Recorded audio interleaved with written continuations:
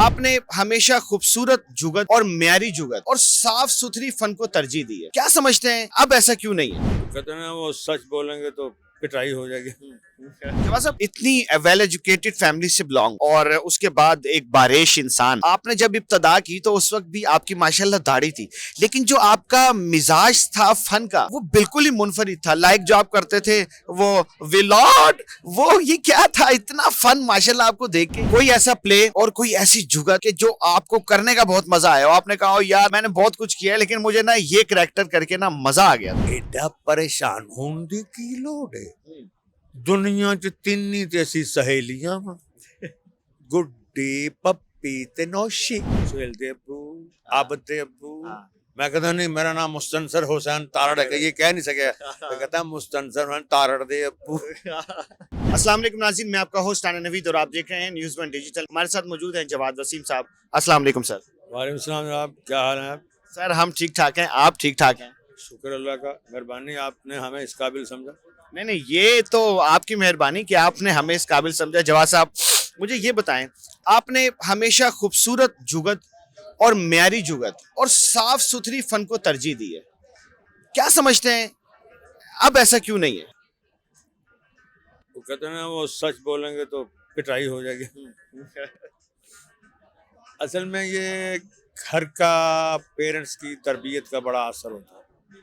Education involve ہوتی ہے. ہم اچھے اداروں سے پڑھے ہوئے ہیں، اسلامک کالج ریلوڈ سے پڑھے، ایف سی کالج سے پڑھے، پھر والد صاحب گزٹ آفیسر تھے، والدہ ہیڈ منسٹر تھے. تو ان کا ڈر کہ اگر ذرا سی شکایت ہوئی تو وہ پہلے ہی اجازت نہیں دیتے تھے، تو اس شرط پہ کہ تمہاری کبھی شکایت نہ آئے. تو ہمیں آج تک، حالانکہ وہ فوت بھی ہو گیا، لیکن آج بھی ڈر لگتا ہے کہ ایسی ہم سے بات نہ ہو جائے کہ اماں ابا شرمندہ ہو جائیں. اور اگر اماں ابا شرمندہ ہو گئے تو پوری قوم شرمندہ ہوگی. جواد صاحب اتنی ویل ایجوکیٹڈ فیملی سے بلانگ اور اس کے بعد ایک باریش انسان، آپ نے جب ابتدا کی تو اس وقت بھی آپ کی ماشاءاللہ داڑھی تھی، لیکن جو آپ کا مزاج تھا فن کا وہ بالکل ہی منفرد تھا. لائک جو آپ کرتے تھے وہ ویلاڈ، وہ یہ کیا تھا؟ اتنا فن ماشاءاللہ آپ کو دیکھ کے. ایک تو 75 سے میں نے اپنے فن کا آغاز کیا.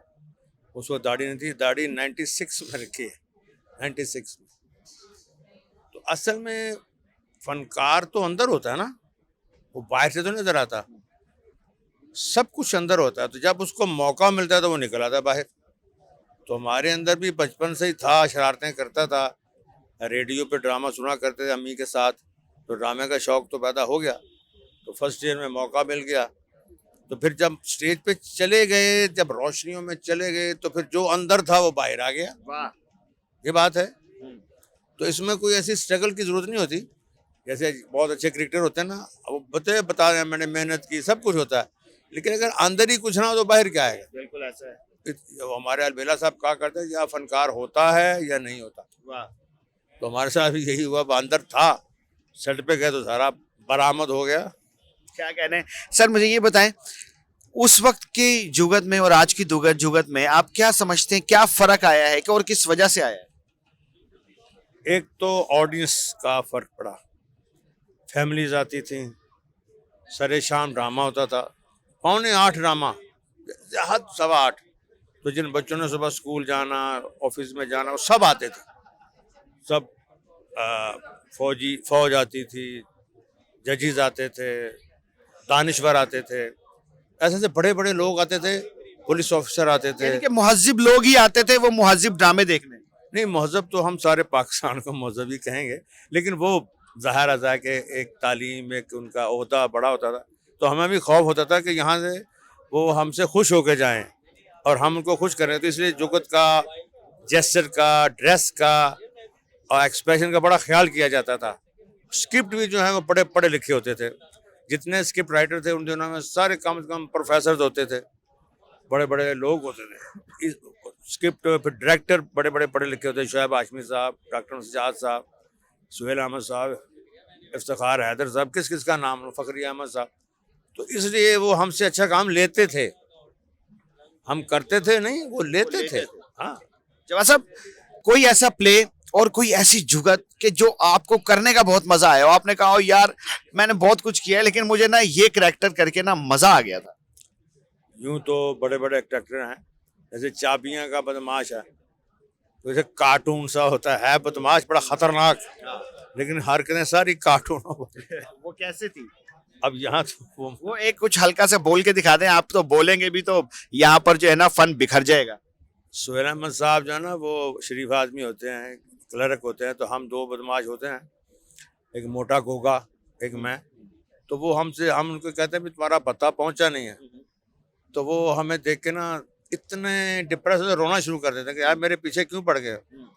ہم کہتے ہیں مجھے پتا تمہاری بچیاں کہاں پڑھتی ہیں، تو جب پریشان ہوتے ہیں تو ہم پھر کہتے ہیں، میں کہتا ہوں ایڈا پریشان ہونے کی لوڑ ہے، دنیا چ تین ایسی سہیلیاں گڈی پپی تے نوشی۔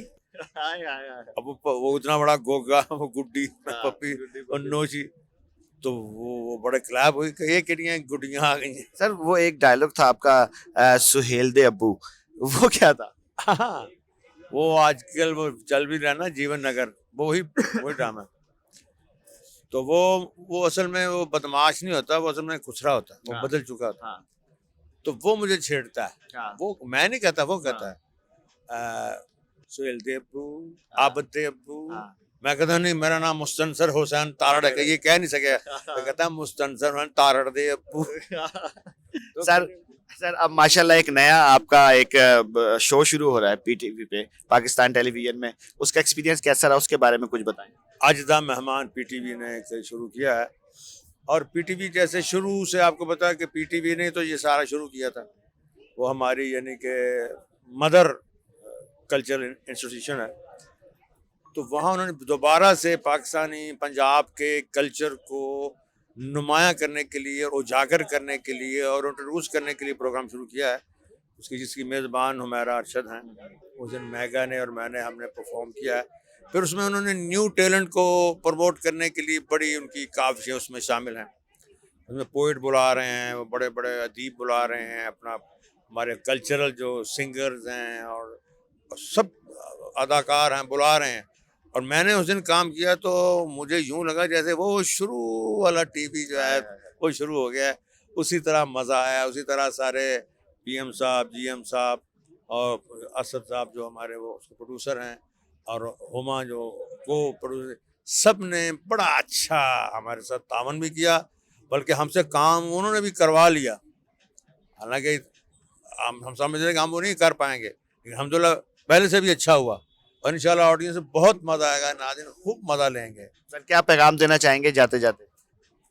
بس ایک ہی پیغام ہے کہ کچھ بھی کریں لیکن اپنے ملک کا احترام، اس کی عزت ملوث خاطر رہے، اپنے پیرنٹس، اپنے خاندان، کہ اگر ملک سلامت ہے اس کی عزت تو ہماری عزت ہے، اگر ہم صحیح نہیں ہیں تو یہ بدنامی کا باعث نہ ہو، بس کچھ بھی کریں بدنامی کا باعث نہ ہو۔ اللہ تعالیٰ کا شکر ہے کہ اللہ نے ہمیں مسلمان پیدا کیا ہے، جناب نبی کریم صلی اللہ علیہ وسلم کی امت میں ہیں، ہر عمل کرنے سے پہلے یہ ضرور سوچنا چاہیے کہ ہم ہیں کون، بس میرا یہی پتا۔ ہاں ناظرین، جواد وسیم صاحب کی گفتگو آپ نے سنی، کمنٹ سیکشن آپ کے پاس ہے، اپنی رائے کا اظہار کیجیے، اپنے میزبان رانا نوید کو اجازت دیں اس امید کے ساتھ کہ آپ اپنا بہت سارا خیال رکھیں گے۔ اللہ حافظ و ناصر۔